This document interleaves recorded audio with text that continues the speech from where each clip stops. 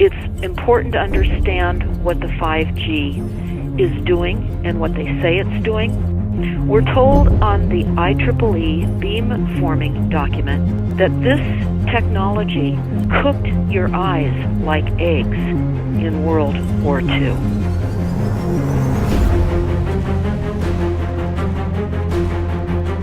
And you all need to understand these are military weapons. These are assault frequencies. If you garner nothing more than that, that's what you need to know. It's microwave radiation warfare, is what this is.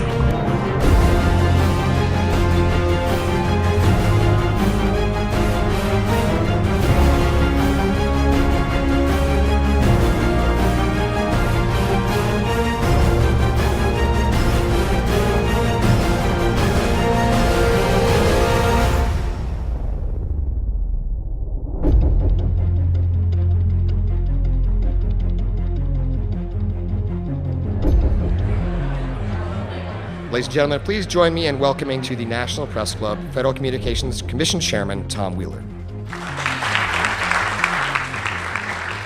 It's an honor to be here at the National Press Club. The first generation wireless, 1G, was voice. The second generation, 2G, allowed both talk and text. Third generation, 3G, the internet, in a limited way. And today's technology, 4G, completed that digital migration. But if anyone tells you that they know the details of what 5G is going to become, run the other way. This video is brought to you by the number 5 and the letter G. And pretty soon, everything else will be too. I have to tell people 5G is a killer. I'm Mark Steele. Anybody who hasn't heard me, I'm a weapons systems head-up display expert, one of the leading experts in the world. I've actually brought cover in relation to this, and the reason I became an expert was because I invented them. What I'm going to say to you today, do not believe a single word I say. Not one. I want you to do your own research. You'll find it's absolutely terrifying. You got your body card? Aye. Oh, good lad. Right, because I can talk to that. This 5G roll-up is a weapon system. I've got a letter in with central government because I know about weapon systems more than anything other.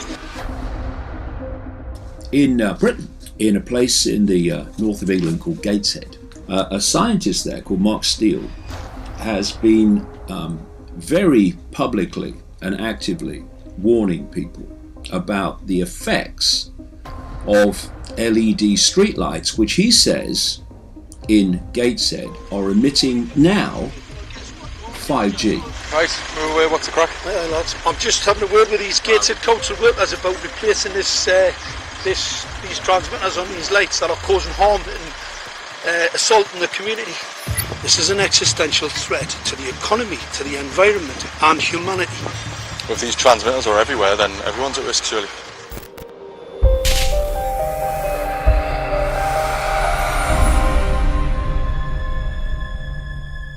There's a lot of confusion about what 5G is.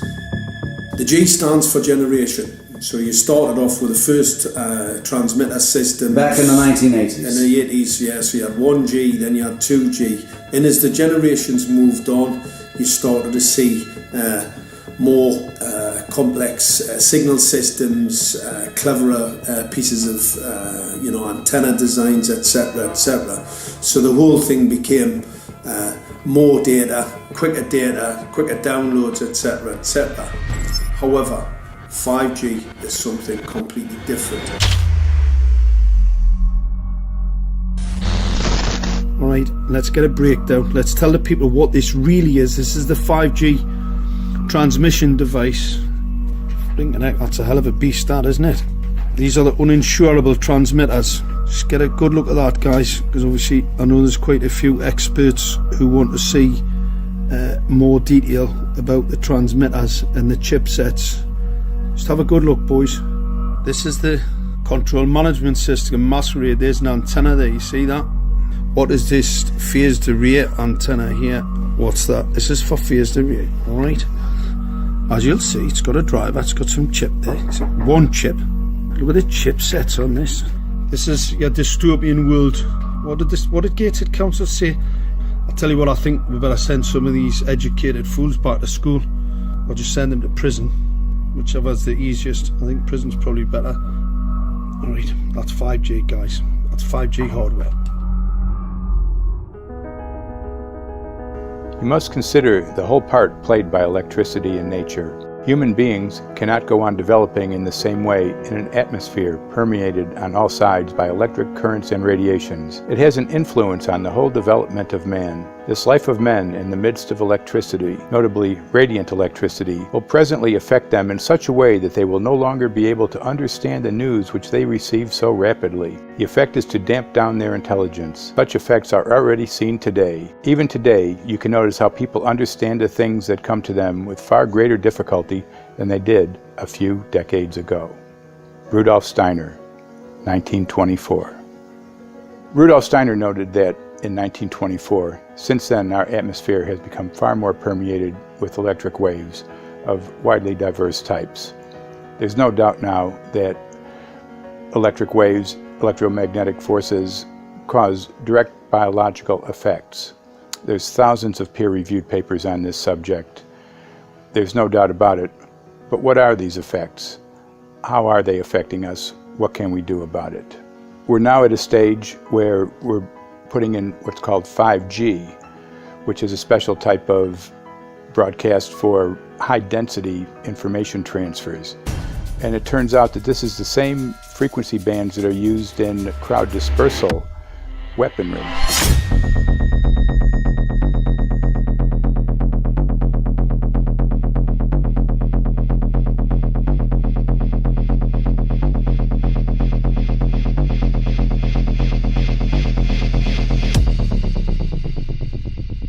5G, first and foremost, is densification. So it's significantly more transmitters in close proximity to a human, and it is also a sophisticated, illegal, unlawful transmitter. What I mean by that is it is a high gain dielectric lens antenna, and what that allows 5G transmitters to do is to 3D map its environment in your home. The 868 megahertz frequency is specific for battlefield interrogation systems, so sub-gigahertz. It allows the signal to travel through concrete brickwork with ease, and it can actually data gather. It is a target acquiring system. Phased array is basically radar off the battlefield. It is extremely good at identifying targets and being able to lock onto targets. And not only that, it can specifically target you as an individual. So any judge sitting on an interesting case, let's say, any lawyer, any barrister, anybody doing any work that is potentially controversial, your life could be at threat. So the antenna design that you currently have on top of these LED street lights, masquerading as a control management system, is basically battlefield interrogation equipment. The first phased array unit was actually called Mammoth, used by the Germans during the Second World War to identify Allied aircraft. Obviously things have moved on significantly since then.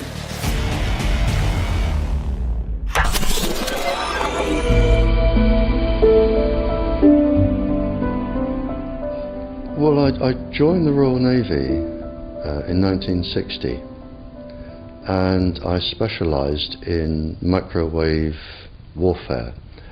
Radar, obviously, which uses microwave, but they don't just teach you radar, they teach you all about microwaves and other uses.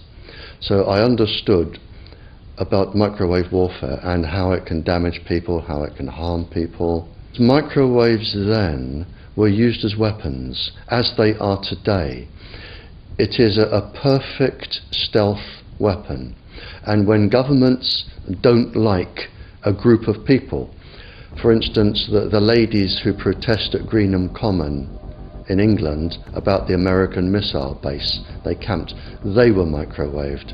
We microwaved Catholics in Northern Ireland to make them sick. It goes on all over the world, and it's a weapon that you don't know you're being targeted, because the dose is very, very low, which is actually more dangerous than a high dose. It's very, very low, and it may take a year or two, but you can cause neurological damage and cancers with low-level microwaves, and you can make all your opponents sick. It's a perfect weapon for a government. Our impulses are being redirected. We are living in an artificially induced state of consciousness that resembles sleep. Their intention to rule rests with the annihilation of consciousness. We have been lulled into a trance. They have made us indifferent to ourselves, to others. We are focused only on our own gain. Please understand, they are safe as long as they are not discovered. Keep us asleep, keep us selfish, keep us sedated. Almost immediately, I had neighbours knocking on the door, talking about children bleeding from the nose. I had images posted on Facebook. And one neighbour in particular came to my door and mentioned the fact that since the LED street lighting had been installed, she was bleeding from the nose every single night. I thought it was unbelievable. However, I spoke to another neighbour who lived not far from the first lady who mentioned this, and she also confirmed that since the LED street lighting had been installed, she also had started to develop nosebleeds and had never had nosebleeds before in her life. That then put me on a journey to investigate. I measured microwave radiation levels from the transmitters on top of the LED streetlights. The basic 868 megahertz, it was significantly higher than the current Council of Europe 1815 resolution, which is a maximum of 600 millivolts. I've measured up to over 3,000 millivolts. 5 to 6 times higher than the guidelines. Significantly higher than the current Council of Europe 1815 resolution, which states that 200 millivolts should be the maximum. The Bioinitiative report states that it should be significantly less than that. So we've got the Council of Europe, that's, the international criminal courts are stating that, the learned judges have said that 200 millivolts, and I'm measuring in bedrooms in Gateshead, minimum 600 and up to 4,000. Does this mean that in 2020, 2021, when 5G is destined to roll out globally, that you're going to get those kind of readings everywhere all the time? Everywhere all the time. Worse than that? Worse than that. Yes, 5G will connect the Internet of everything. If something can be connected, it will be connected in a 5G world. Hundreds of billions of microchips connected in products from pill bottles to plant waterers, requiring massive deployment of small cells. We won't wait for the standards. Now, to make this work, the 5G build-out is going to be very infrastructure intensive. We must reject the notion that the 5G future will be the sole provenance of urban areas. The 5G revolution will touch all corners, and that's damn important. The interconnected world of the future will be the result of decisions we must make today.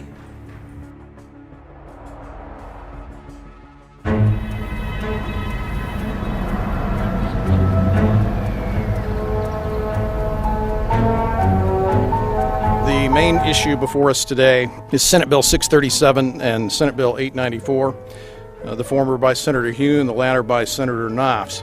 We're going to invite the first four witnesses in support of the legislation, and that would be John Jones with Sprint, David Lewis and Andy Emerson with AT&T, Neil Krevda with Verizon, and Frank Iacovetti Jr. with T-Mobile. So be straight with me. Is it true? It could be. No, well, very few cases. There was an unfortunate incident out in Iowa. Look, gentlemen, practice these words in front of the mirror. Although we are constantly exploring the subject, currently, there is no direct evidence that links cell phone usage to brain cancer.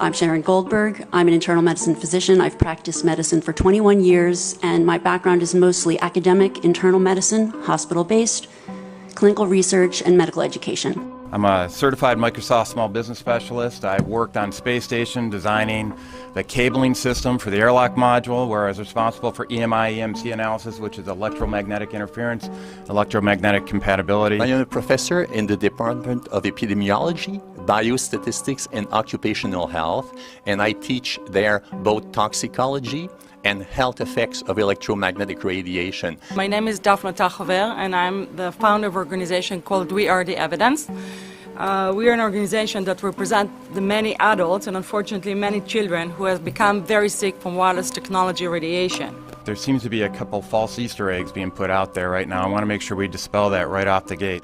The effects of wireless on health scientifically are very, very clear. So it's always pushed back to the definition of an acceptable level of radiation. And that's what this is, by the way. This is about radiation. Wireless radiation has biological effects, period. My name is Dr. Angie Kolbeck.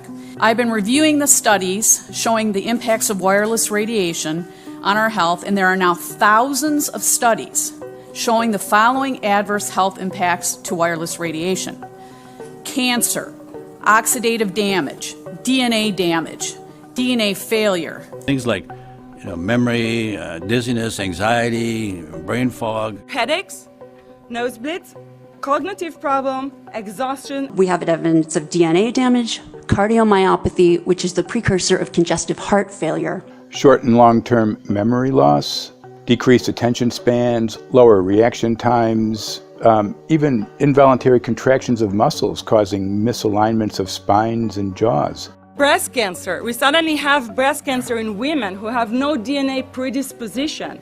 Disrupted immune function and change in stress proteins, reproductive and fertility effects. There are dozens and dozens of studies that show beyond any doubt what this radiation is doing to our sperm. Now, if you take the cell phone out of your pocket, the sperm will recuperate within 3 to 4 months. What would not recuperate would be the damage to the DNA of the sperm. That is irreparable. The wife of the ex-governor of Indiana was diagnosed with glioblastoma. Same brain tumor Ted Kennedy had and John McCain had. Did you look at John McCain's scar? This is a cell phone brain tumor. LeBron James, one of our sports people, had a salivary gland tumor. That is another cell phone tumor. You didn't hear about it because immediately after that was discovered, he was paid by Samsung to become their spokesperson. We are seeing increases in brain tumors. We're seeing increases in Alzheimer's. We're seeing increases in all of the neurotransmitter diseases, ALS, Lou Gehrig's disease, Parkinson's. These are all disease systems that are known to be associated with low-level energy exposures. We talk about 24/7, around-the-clock exposure, wherever you are and your whole body. You never get away from it. And it seems from our studies that maybe your immune system can cope with for a time, but it will deteriorate. Then the irradiation will definitely damage cells at a deeper level, and the question is what will then happen? These are out of peer-reviewed papers, so these are not just hypochondriacs thinking that they're doing it. We're having real problems with this. This is no longer a subject for debate when you look at PubMed and the peer-reviewed literature. These effects are seen in all life forms: plants, animals, insects, microbes. So 5G is not a conversation about whether or not these biological effects exist. They clearly do. There is scientifically evidence that is so strong that you can be certain that the standards used by the FCC to manage health effects are wrong. We need to start measuring how much radiation are people being exposed to. before we roll out 5G, there are 4 kinds of electromagnetic fields that we know are harmful to human health. So radio frequency radiation, magnetic fields, dirty electricity, and electric fields, okay? Our exposure, any given person, and all humans are affected by EMFs. What is our exposure in a day? It's not one cell phone. It's cell phones, it's multiple wireless networks, it's smart meters, it's cell towers. It's this sandwich, and it all adds up. The data we're going to look at are all published science, testing results, or public standards. At the bottom end of the radiation scale of what's called power density, or signal strength, is the minimum level at which cell phones will work, which was found to be 0.2 billionths of a microwatt per centimeter squared.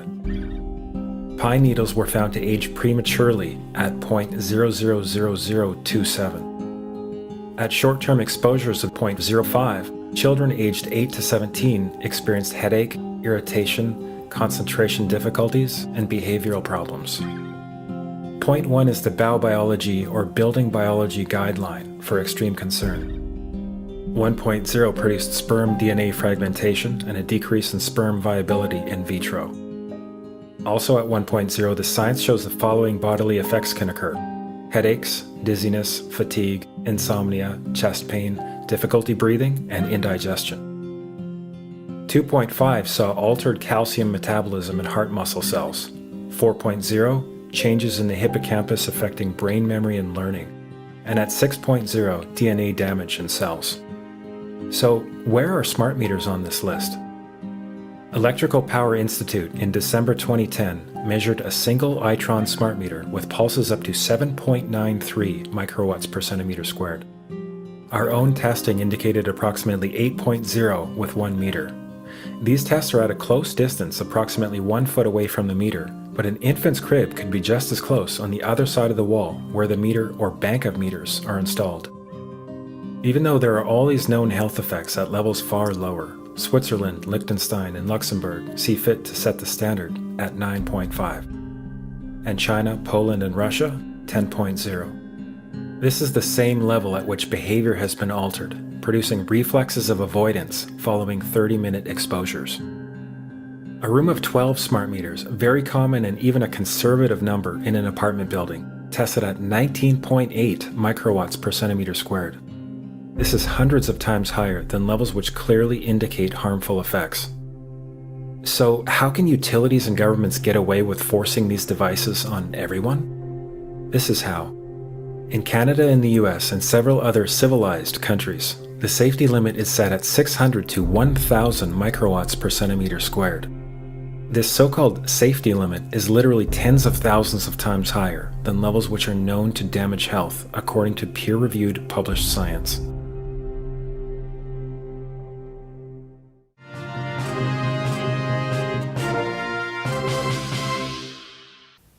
Faster, better, more reliable internet. That's the promise of 5G technology, but there is also the peril. Health hazards associated with radio frequency that is higher also and requires more transmitters and antennas. And the stark, simple fact is the health hazards are unknown and unstudied. And that is a sign of neglect and disregard on the part of the Federal Communications Commission that seems unacceptable. There have been no answers so far. The FCC basically has said everything's fine, but in order to reach a conclusion about the health and safety of this new technology, we need facts. Mr. Chairman, thank you for having this hearing.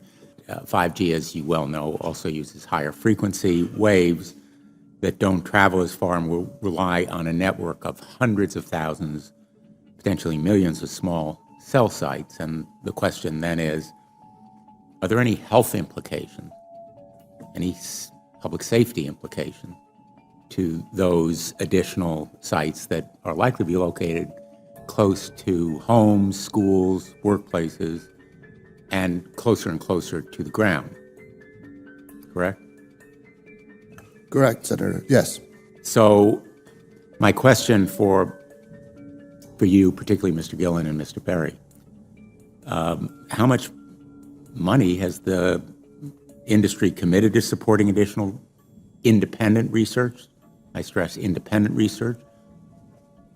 Is that independent research ongoing? Has any been completed? Where can consumers look for it? And we're talking about research on the biological effects of this new technology. Thank you, Senator. I think, thank you for your focus on the issue. Safety is paramount, and as you alluded to, we rely on the expert agencies, we rely on the findings of the FDA and others as to the requirements to keep all of us safe. There are no industry-backed studies, to my knowledge right now. Happy to visit with you as to what opportunities you think there needs to be more studies, and we're always for more science. We also rely on what the scientists tell us. So essentially, the answer to my question, how much money? Zero.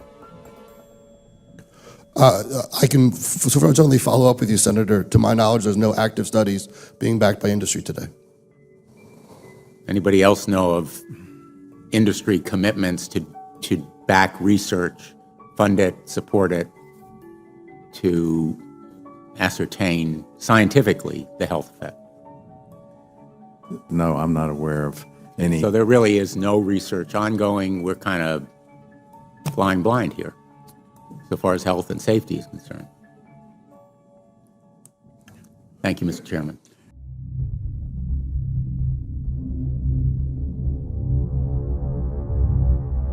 You're a trained medical professional. Yes. We don't have one on the panel. What are we to make with of the American Cancer Society, for example, telling us there's no evidence of harmful product? Many of these organizations have conflicts of interest. Very briefly, if you can, what do you mean by conflict of interest? One of the first things that you teach residents is that you always have to look at the funding. There's a tremendous amount of sponsored research by people who are hired to do studies to find no effect. And that's plagued this field in a number of countries.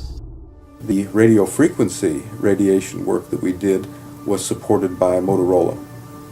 The relationship was really very cordial and very stress-free, but only up until we started generating data. These folks were very, very upset and began to talk about how are they going to handle this, what sort of spin can we put on this, what can we expect from this, and from that point on the relationship changed. What we saw was that Motorola began to exert more and more control over the work, telling us what to do, telling us how to write abstracts, what to say in the abstracts, what to say in the papers, how to do the work. No, don't do this. Yes, do it this way. This was unacceptable. I had completed our study of DNA damage, and I submitted the final report to Motorola. They simply weren't willing to accept my interpretation of my study, my evaluation of my study, my knowledge of science at that point, and tried to urge me not to publish the study. Did you hear about people coming to you as far as having complaints about illness? We were made aware of health complaints following installation of smart meters, and we wanted to verify this using our field work. So I measured the field of about 30 different people while they stood 1 foot in front of the smart meter, and in every single case, the human energy field was obliterated as they stood in front of the smart meter. So in our first slides, what we see is normal cells, and the structure of the cells is intact and sound. This is what we would expect from a normal sample. So after 2 minutes of exposure in front of the smart meter at about 1 foot away, we see a totally different story. Sample 1, you can see a lot of degradation in the cells. The cell walls have been broken, and you see changes in the cells which are called mycoplasma. It shows a mutation to the cell. In the second sample, we see a different type of degradation to the cell membranes. You can see a corrugation here. This is called bottle cap formation, and it's known that this occurs due to oxidation or exposure to free radicals. So this third subject, when we did her sample, she had to be pulled away from the meter after 45 seconds because she complained about an increasingly severe headache. And here you see a phenomenon called rouleau, where the red blood cells are stacking up, which makes it very difficult for the blood to deliver oxygen to the tissues as they would be their normal function. Every single one of these is a degradation. Every single one of these shows a trauma to the blood cells, and that came from something, and the only variable was the smart meter. The good news in all this is the patient and the blood can return to normal once they have been removed from the influences of these stressors.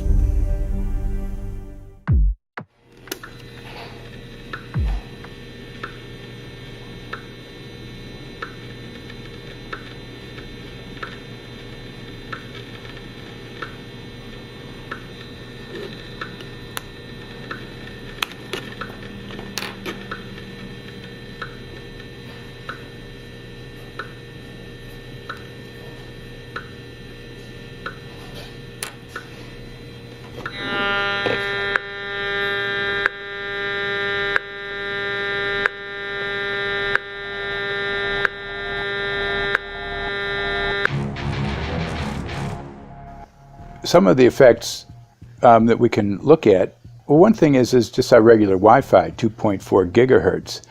That's in the same range as microwave ovens, which are also called radar ranges, because that is radar. 2.4 gigahertz is interesting. It's not the peak absorption rate in water for microwave frequencies, but it's at a point where it allows full penetration, because if it came in at the peak, it would prevent the insides from getting warm. So that's with basic Wi-Fi. Now when we look at 5G, 60 gigahertz, this is what they call active dispersal sort of weaponry, just to keep people back. It burns the skin. It doesn't penetrate, but 60 gigahertz is the frequency of oxygen molecule absorption. Since they have electrons that they share with each other, what we breathe is actually O2, pair of oxygen. So being bombarded with 60 gigahertz could very well impair our oxygen absorption rate in our body, and thereby the whole basis of our living system. Martin Pall says, putting tens of millions of 5G antennas without a single biological test of safety has to be about the stupidest idea anyone has had in the history of the world. So assessing all this, we have experts in various fields: military EMF weaponry, biological effects on humans, firefighters that are getting cognitive impairment by being there in them, countries that are banning these sort of technologies around schools because of the impairment to cognitive. Let's weigh that up in light of what Rudolf Steiner said in 1924 about just mere radio causing the impairment of cognitive functions on people, that they can receive news from around the world, but they can't understand it as well because of the effect of the electricity. We have to say, something smells sinister here.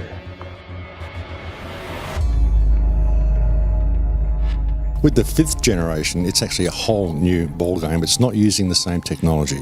They're switching to military-grade millimeter wave technology.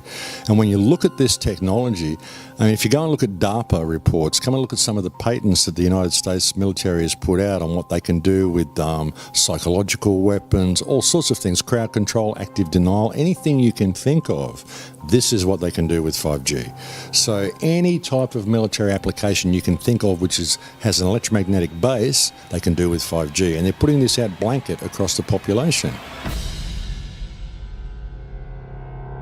Ladies and gentlemen, the President of the United States. Good evening, my fellow Americans.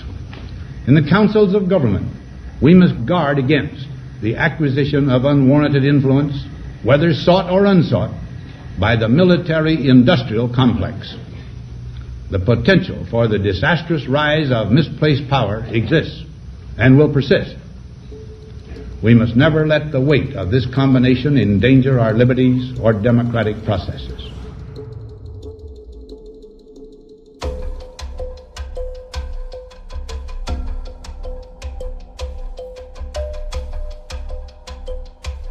The FCC is a capture agency. They probably conducted what I believe to be the biggest fraud on the public ever conducted. The FCC has been described by Harvard University's Center for Ethics writer Norman Alster as the most captured agency in D.C., acting more as an industry cheerleader than a regulator. This is especially true today with 5G, where there are serious safety concerns and potentially misleading information coming from the FCC. For example, the previous chairman of the FCC is Tom Wheeler. He was the head of the Wireless Lobby Association for 14 years. Now remember, Obama told us there would be no lobbyists in his administration, so he took the biggest lobby and put him as a head of the FCC. And that's damn important.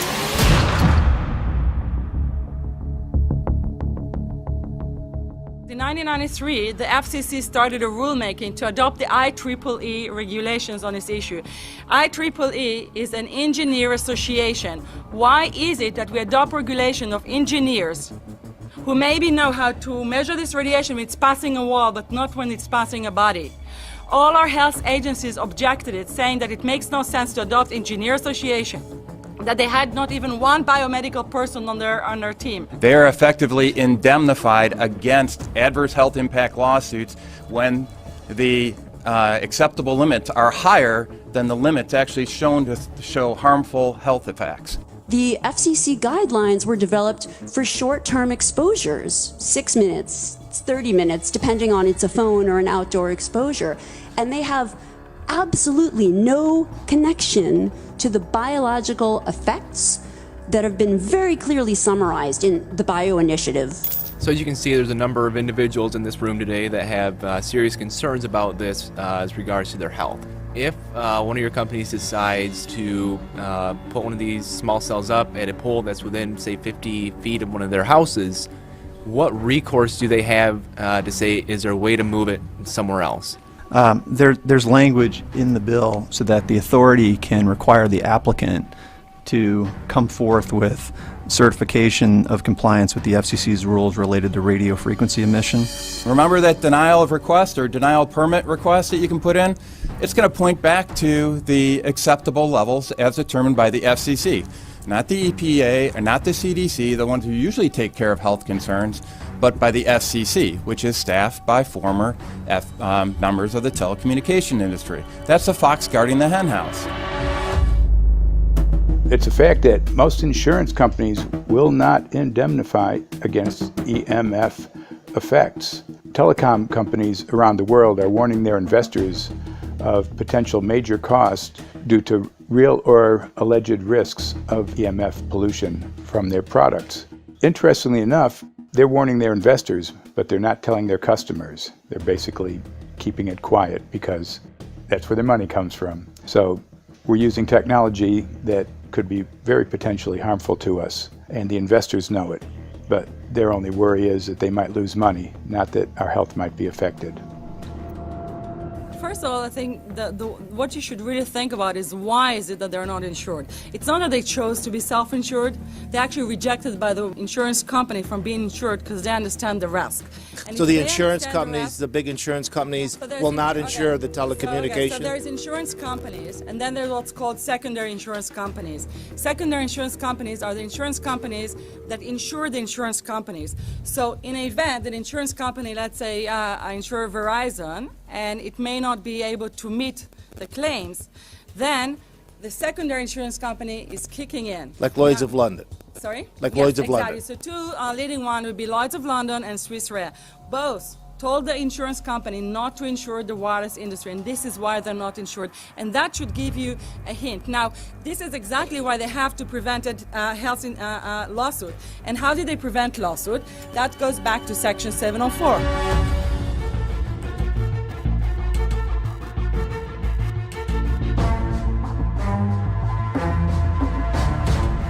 Section 704 was passed in 1996. This is how our rights in regards to health were taken away by the wireless industry. What this legislation did, it gave the power to regulate the health effects of wireless technology to the FCC. FCC is a spectrum auctioning agency. It's not a health agency. They don't even have one biomedical person on their team. And then the other thing that Section 704 did, It actually took the power from the states to regulate location of cell towers based on health. And what does it mean? It means that if they want to put a cell tower in front of your home, you cannot go to a city council and say, hey, stop, I don't want it. I just heard in a lecture that there are 10,000 studies proving that it's harmful. I don't want it. My child is sick. They would tell you, stop.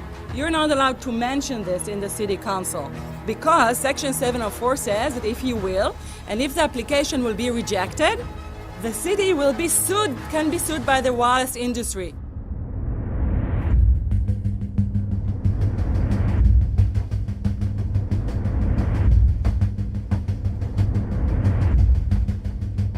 A major U.S. government study on rats finds a link between cell phones and cancer. Very first government study linking the radiation from cell phones to cancer. 2-decade, $30 million federal study out today found there is some evidence of a link between cell phone radiation and brain cancer.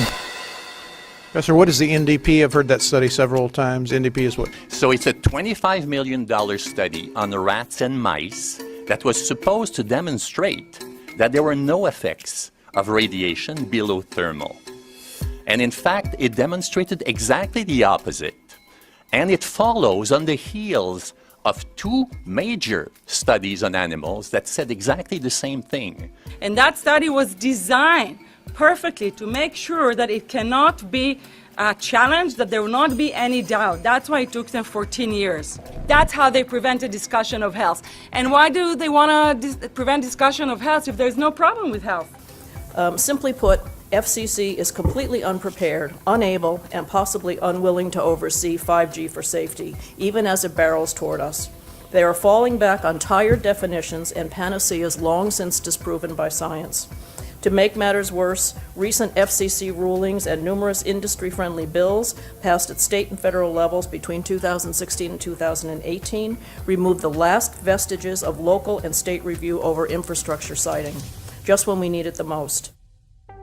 When those first studies were performed years and years ago, nobody knew about the importance of the microbiome, the role of the microbiome and the immune system, and even less the role of the microbiota inside our brains, that is, the microbes that are normally resident inside our brains, whose influence on brain function is nothing but immense. And you may think, well, who cares about the microbes? The less microbes we have, the better it is. Well, we know by now that this is not absolutely the case, because microbes are truly essential for the development and function of all our organs and systems. Our immune system is based on the microbes we have in our gut. And our brain also has microbes that influence its function. In tests, it's been found things like mold. If you grow mold inside a Faraday cage, it'll grow one way, and then even if the electromagnetic fields are around, take the Faraday cage away and some sort of 600 biotoxins are developed within the mold because of the effects of the EMFs upon it. Electromagnetic fields, even of weak quality, have an effect upon our microbiome, which is really essential to our whole being. This is going to eviscerate microbial DNA inside human beings, which is our effective operating system, number one. So it may not impact human DNA in laboratory experiments right now, and they're saying it doesn't impact human DNA. But given that human DNA is less than 1% of the cellular DNA in the human body, the rest of the cellular DNA is microbial, and we know that this will eviscerate microbial DNA. So we're talking about a takedown of the operating system of human beings. Exactly. I couldn't have put it better myself.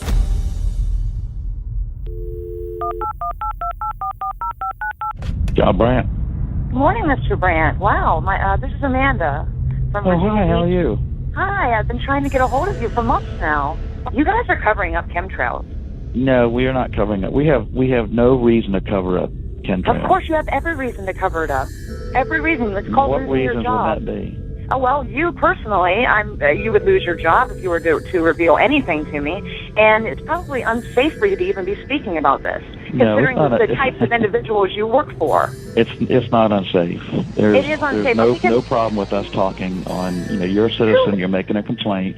Oh, Lord, have mercy on myself. It's a complaint in an area that we don't have authority to regulate.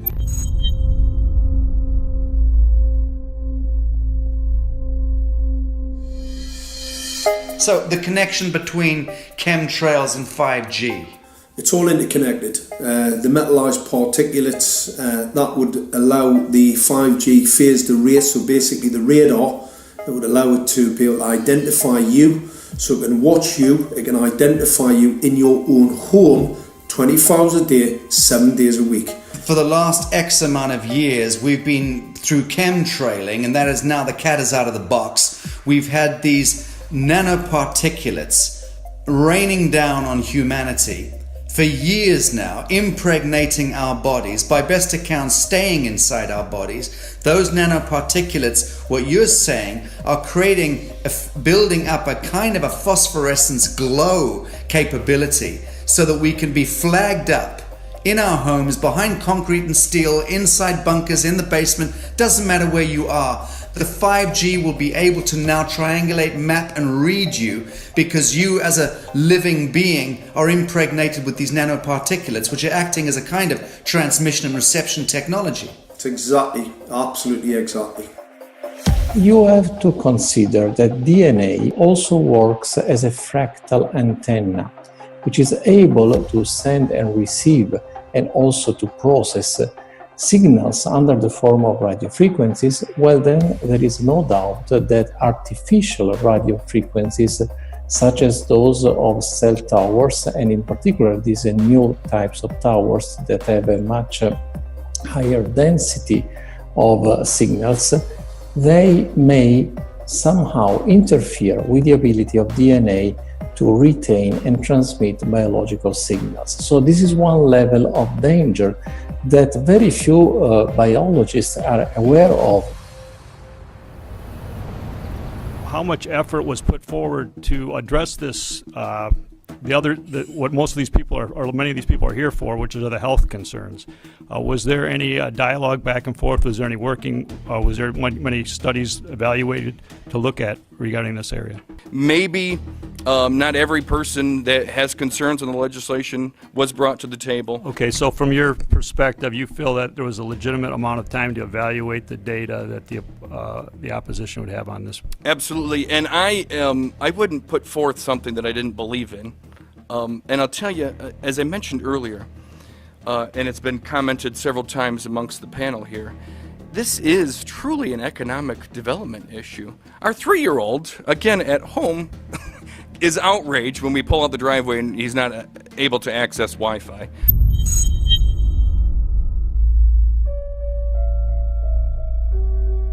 I think anyone who puts Wi-Fi into a school should be locked up for the rest of their life. I really do. I think they're not fit to walk on the surface of this planet because they haven't looked at the research, and whatever incentive they have, it is not worth the genetic problems that parents are going to face with their children when they're born. France has banned Wi-Fi in nursery schools and put warnings out for regular schools because they're finding there's impaired learning capacity in children when they're around Wi-Fi. And they have to put up warning signs where they put Wi-Fi transmitters. When I got sick and I learned that they're putting Wi-Fi in the schools in Israel, I was very sick at the time, but I could not tolerate the thought that children in the schools will become as sick as I have. And after a few months of correspondence, I submitted a Supreme Court case in Israel to ban the use of Wi-Fi in the schools and replace them with wired network. The 4 top diseases that kill our children, our young adults right now, are brain tumors, thyroid cancer, testis cancer, rectal cancer, everywhere we put our cell phones. And a lot of our children are sick and they're being misdiagnosed and mistreated because the wireless industry has put billions and billions of dollars in the past 30 years to mislead the public as to the health effects and keep the public uninformed. We are performing an experiment on children. We are exposing children to microwave radiation for 6 hours during every school day.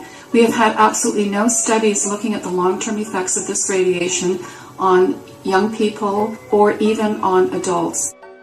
A considerable amount of research shows that developing brains and bodies of children are much more affected than adults. And there are clear indications of a link between increased electromagnetic fields and autism spectrum disorders. We took 10 autistic children and went back to the sleeping location where the mother was when she was pregnant with that child and compared it with the sleeping location of a mother that gave birth to healthy children. We had 10 mothers in that group, 10 mothers in this group, and in the group of the autistic children, we found that the measurements that we got for the microwave exposure was elevated compared to the group of children that were normal. The fetus is affected. The exposure to man-made electromagnetic fields has become the first factor that could be isolated ever in autism that could predict autism. The fifth generation of wireless technology, or 5G as it's being rolled out worldwide without safety testing. Let me say that again, without safety testing.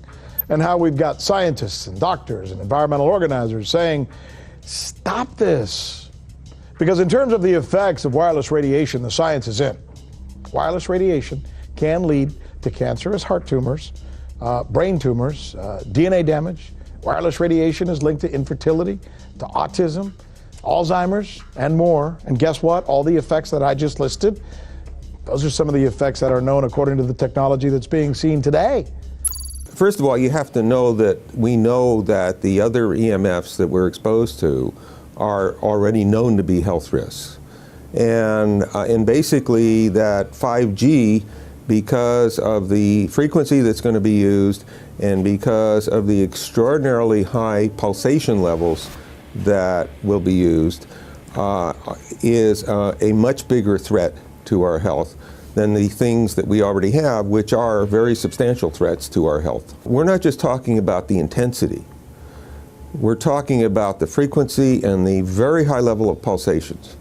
There's a huge literature which shows that pulsed EMFs, EMFs that pulse up and down very rapidly, are in most cases much more biologically active than our non-pulsed EMFs. Every single wireless communication device communicates via pulsations, but the industry completely ignores this issue. The problem with 5G is that they're planning to put out tens of millions of these antennae all over the place without doing one single biological safety test. Are you implying possibly that we, the consumers, are the guinea pigs since they haven't really done tests to see the effects in a smaller setting? I mean, that's not an implication, it's a statement. We are, yes. Cancer is not the main concern that I have. I'm really concerned about sperm count and about effects on pregnancy. How many of you know that 1 in 6 American couples is unable to have a child when they want to? How many of you know that last year the birth rate in this country dropped the most that it ever has in recent history, 3% in a single year? People look at the sperm, and people use cell phones, and the sperm, usually sperm swim, and they swim straight. But if you expose them to radio frequency, mobile phone waves, they swim in a circle. Studies have been done here in Australia, taking sperm from healthy men. And one test tube gets exposed to cell phone radiation, and one test tube is not exposed to mobile phone radiation. And then the results are evaluated. And this is a measure of vitality. We measure how well the sperm swim. This is a measure of motility. This is a measure of mitochondrial DNA damage. They have 3 times as much damage on their DNA if they have been exposed to mobile phone radiation. The data on that are rock solid. Cell phones can damage sperm quantity and quality. Your embryo, your uterus in the fetus, where your child is developing for the first 100 days, in the ovaries, the eggs do not have that protection. So they are at maximum risk from radiation. And for the first month or so, you wouldn't even know you were pregnant. You wouldn't even be taking precautions. That is the main danger area. So you give birth to a daughter, but her ovaries are now contaminated. She may be normal, she may be genetically damaged, but her ovaries are at the most risk. So when your daughter grows up and she becomes pregnant and has a baby, this is where one of these eggs will be fertilized and come out. So the real damage here is your grandchildren. That is where it is going to show most. Do you think that there is a chance that within the third generation of females, they may be irreversibly sterile? Not in the third generation, but in the fifth generation, and that would for humans be something in the order of 150 years ahead of us. And of course, then it's too late to say that you are sorry, and it's very too late to say stop. There is a wealth of papers. I mean, we're talking about thousands of published papers in the scientific literature, few of which, or sometimes none of which, have entered the official documentations from authorities and likewise. So I think it's really time to have an independent compilation of data. Such was done at August 31st, 2007 in the form of the Bioinitiative report, of which I was one of the authors. And then we put together approximately 2,000 scientific references on a little bit more than 600 pages, clearly saying that if you, for instance, if you are a rat or a mouse or a cell or a molecule, you should definitely not allow yourself to be exposed to this. And in the meantime, we have this full-scale experiment using our own kids. One interesting case, John Patterson. He was a telecommunications engineer in Sydney, Australia. Very brilliant man. For 20 years, John tested Telstra digital systems. Over the time, he realised the dangers of electromagnetic radiation. It disrupts the bioelectric system of your body, which is really your brain, your nervous system, how your muscles talk. And he tried warning of these effects through different agencies, through his company. Got all the test gear out and measured it and drew up a report, and I was immediately removed from service. Finally, in 2007, he took matters into his own hand. He commandeered a used British Army tank and went and destroyed 6 cell phone towers in Sydney, Australia, because he wanted to stop this. He was trying to make a point. The message was that how dangerous it was. You know, these people were elected by us to manage our infrastructure in a responsible manner. That is the sole purpose of government if it's going to exist at all. And if it doesn't do that, then it has no right. It is invalid. So we need to pull this infrastructure down. We really do. But in order to do that, I mean, we can't just be some violent domestic terrorist. You've got to bring this awareness to the people that these towers are doing them damage. You don't need bandwidth that fast. And they're not doing it so you can download movies quickly. They're doing it so they can track every single thing you do and bring in this social crediting system to control even everything you think. There's a story about a lady called Claire Edwards. She was a United Nations staff member, and she was warning of the potentially catastrophic dangers of 5G technology. I took the issue to the UN Secretary General, Antonio Guterres. He is a physicist and electrical engineer, and lectured on telecommunication signals early in his career, yet asserted to me that he knew nothing about the dangers of 5G. Current public exposure levels are at least 1 quintillion, that's 18 zeros, 1 quintillion times above natural background radiation, according to Professor Olle Johansson of the Karolinska Institute in Sweden. The highly dangerous biological effects of EMFs have been documented by thousands of studies since 1932, indicating that we may be facing a global health catastrophe orders of magnitude worse than those caused by tobacco and cigarettes.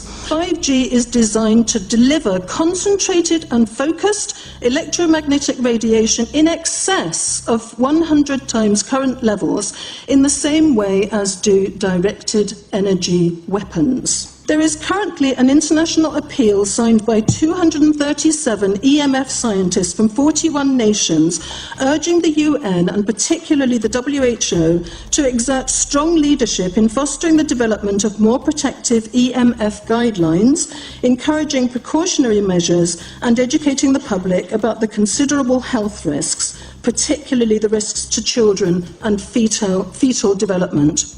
Sorry, because we are talking with someone that is a little bit ignorant on these things. If you're talking to the Wi-Fi systems, I'm worried because I put those devices in my house. I will have to, I confess my ignorance on this. We will have to, but I'm going to raise this with WHO, which I think is the organization that might be able to deal with it properly, because I must confess I was not aware of that danger.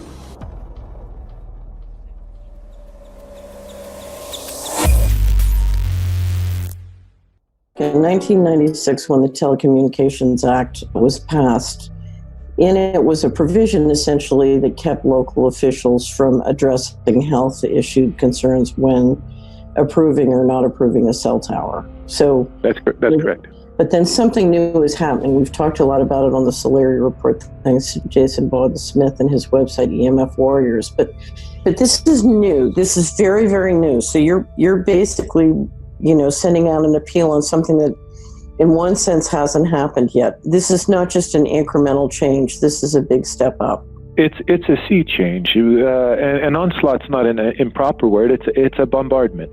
So instead of a cell tower 1 mile or 2 miles from you and you still have cell phone service, we're going to have antennas every block, and some poor soul is going to have one mounted to a utility pole maybe less than 20 meters from their home. So this kind of, invasive bombardment with this many antennas, just in 1 square mile, if you do the math, 1 per block and 16 blocks per mile, that's about 250 antennas per square mile. The millimeter wave is untested. Former FCC Chairman Tom Wheeler openly said that they don't plan to test. We won't wait for the standards. And then our appeal also addresses the fact that there's a plan to roll out 5G through satellites in low Earth orbit. So 20,000 satellites, which will cover every square foot of the planet with a 5G signal. 6, 5, 4, 3, 2, 1. Night after night, politicians and other leaders were telling Americans that Sputnik revealed that we were at great risk. Not just our pride, but our security is at stake. If Russia wins dominance of this completely new area, well, I think the consequences are fairly plain. Probable Soviet world domination. We choose to go to the moon in this decade and do the other things, not because they are easy, but because they are hard. Because that challenge is one that we're willing to accept, one we are unwilling to postpone, and one we intend to win. Welcome, everybody, to the White House. This is White House 5G Summit. My name is Justin Clark. I'm the Director of Public Liaison, and we are thrilled to have you here today. Really happy to be joined by a lot of leaders in industry, members of Congress and the Senate, White House leaders on this, and people from the FCC. Before we start, one, we are government, so don't assume we know anything, okay? I do agree, I don't know anything. I have become accustomed to giving speeches in my new position on subjects about which I frankly know very little, and we need more cell towers and connections in Connecticut, my home state. It's ridiculous. The U.S. is in the lead thanks to our private sector as well as the work of the FCC and this administration overall. But China and South Korea and many other countries are eager to claim this mantle. We have every intention to deploy 5G first and reap the benefits of faster and more robust wireless. Yes, I hope we beat China, of course. And get to gigabit speeds and low latency, and the race has begun. Let there be no mistake. The race to 5G is a sprint. Winning the global race to 5G, it's a national priority. We must bear in mind the national security implications of winning the race on 5G. Today we're talking about the importance of being first in 5G, continued commitment to putting America first in the race to 5G. We're calling it America First, 5G First. Well, our strategy is called the 5G Fast Plan, a plan to facilitate America's superiority in 5G technology. Connected devices for health applications, which I love, has the capacity to make people healthier, as I understand it, a lot of medical applications. Industry is not asking the government for money to build 5G networks. They're asking us to cut the red tape that surrounds infrastructure deployment. We cannot let today's red tape strangle the 5G future. The red tape slows and sometimes stops the building of densified network facilities necessary for 5G. As we continue our efforts to keep government out of the way so that America can continue its leadership for America to win the race to 5G. One path is the government regulatory path. The other path is the private enterprise free market, gales of creative destruction, Schumpeter path. You ever heard that? Gales of creative destruction? It just means let it rip. The new replaces the old. With 5G, we're on the cusp of another era of American innovation. It means an even more connected world for everyone around us, unlocking the potential of the Internet of Things to become safer, healthier, and more sustainable for our future. You know, sometimes, look, we all believe in the 10th Amendment, but sometimes you have to override it.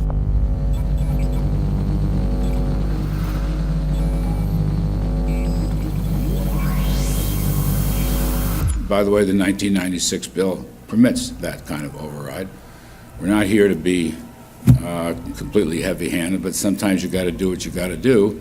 And some of these states or cities that don't want to cooperate want to shake us down. We can't allow obstacles and barriers to stop this movement. That's all.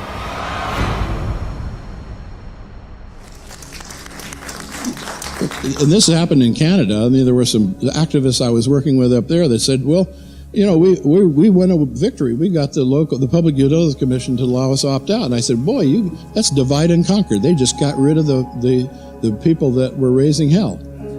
So, you know, that's not the answer. We need to opt out everybody. An opt-out is an agreement to pay to not be harmed. An opt-out is volunteering into extortion. An opt-out says that if I don't pay you, you have the right to harm me. So that doesn't work. This is a mandate. This is being pushed down your throat by a company that is not responsive, by a government that is not responsible, and it's being done in a collusion that's designed to undermine the individual rights of individual people in communities across the country and around the world. The Minister for the Environment has a duty.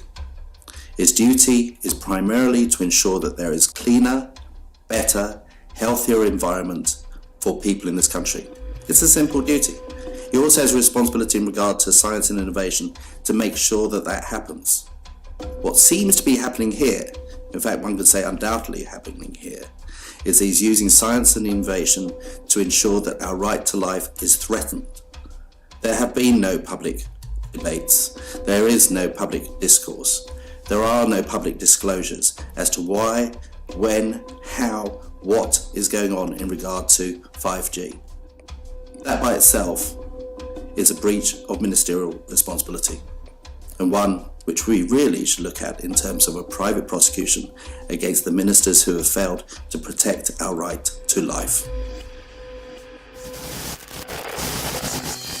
Okay, smart technology, smart meters, smart cars, not that smart, huh? What does smart mean? Anything that has smart attached to it, secret militarised armaments in residential technology.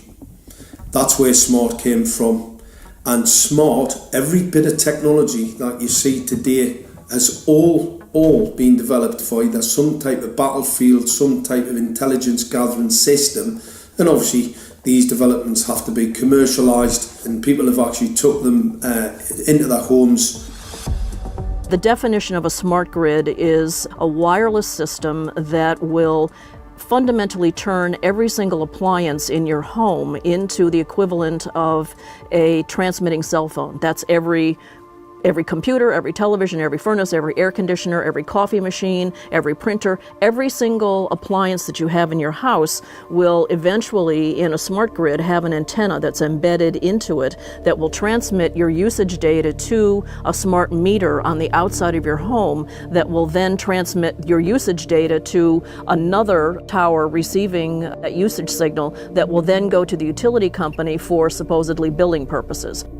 Not all signals will just be about your individual use. There will be aggregate meters that will bounce signal from house to house to house within a neighborhood that will then accumulate all of the usage data that will transmit that to the utility company. Now, what that will do is that the end metering system that is transmitting all of that data will be firing an RF signal at many, many times a second, which will increase the average homeowner's radio frequency radiation exposure exponentially. This picture shows some aphids on the leaf of an orange tree shortly after radar equipment was installed at a nearby airport a number of years ago. I noticed that every few seconds, all the aphids would tense up in unison and do sort of a little dance, as you see in the picture. Upon further investigation, I found that the interval of time between the activity of each dance coincided exactly with the rotation of the radar rotor device at the airport, which was a distance of approximately 14 miles. The antenna arrays create this steerable beam, which helps concentrate the energy. The beams get pointed at the user. What's a MIMO tank? Massive in, massive out. British government have got a plan to roll 400,000 out. This is so that you've got 5G in every nook and cranny, every part of the countryside, so that you can have autonomous tractors, believe it or not. However, those transmitters, these are radar. It is phased array radar. Though that radar signal sweeping the countryside will kill every pollinator, every biological structure, it will sterilise livestock, it will kill the ground, so consequently land won't have a value, obviously farmers will die, the community will be under attack. The community will be under attack. If we can't produce food, if we kill all the pollinators, we're in serious trouble. The takeaway is that 5G, the $1 trillion rollout of 5G by our friendly local government, is definitely a weapon system masquerading as a modern efficiency technology. It most certainly is, and what I put it down to, it's economic terrorism. There is no value, nil, in killing off your population, in destroying your ability to grow food, to kill all your pollinators. They may have a nice financial number on a piece of paper, but in reality, dementia, diabetes, all the things that are currently crippling the NHS, a burden on the country, illness, mental health issues, the focus of that cause can be identified and has been identified in the science. The science is proven. The epidemiological data that we're seeing on the street is now substantiating that science. The DNA inside you, the mitochondrial DNA, you can trace unchanged to your mother, her mother, her mother, right the way back to the beginning of the human race in Africa, the Stone Age. It is unchanged, the mitochondria, and that is being unchanged in your children, which means if you damage it, your child could be genetically damaged, then her child, and her child, and her child, forever. You are condemning the future generations of every single child. There is, however, a light at the end of the tunnel, or there is some ray of hope. Thanks to the principles of biological quantum entanglement that we have learned how to exploit in the field of biology and medicine, now we can transfer the information from the microbial DNA to the human DNA. And in so doing, we can train, so to speak, the microbes to withstand whatever extreme condition they are exposed to, including this new technology. And then we can train them to transfer this resilience of theirs to our DNA. So let's say that there are good reasons to be worried about the introduction of these new technologies, but fortunately, since the knowledge in the field of quantum biology, in the field of microbiome medicine is advancing as fast as potentially harmful technology, then we can exploit this knowledge to protect ourselves from any real potential or perceived danger from these new technologies. I've met with molecular and cellular biologists, with blood microscopists, with weapons development experts, frontline activists and researchers, and all the stories I'm hearing from these experts and pundits leads to the same thing. 5G is almost certainly the end game. It is an extinction event brought into our homes, into our classrooms, onto the high street, into the very cells and DNA in our human bodies. It is such a perilous threat that it is almost impossible to imagine, let alone describe. When the 5G signature goes live, it will tap into a multitude of satellites which are in geosat orbit around the surface of the Earth. Millions of surface antennas will pick up that signaling and will then scatter the signaling into hundreds and hundreds of millions of different micro antenna systems set up on street lamps and even in your home, which you're not aware of incidentally. The LED light bulbs in your home invariably contain the micro or nanotech lens flare capacitors which will receive the 5G signaling, and it will proliferate the 5G signaling everywhere by exploding the signal into billions of photons which will target everything all at the same time. This is stealth technology. This is invisible science. But what it means in simple terms is that you will be flagged up, visible, trackable inside your own home. Anywhere you move on the surface of the Earth, they will have a lock and load tracking capability over you. You will be visible to invisible masters, each one of us, all the time.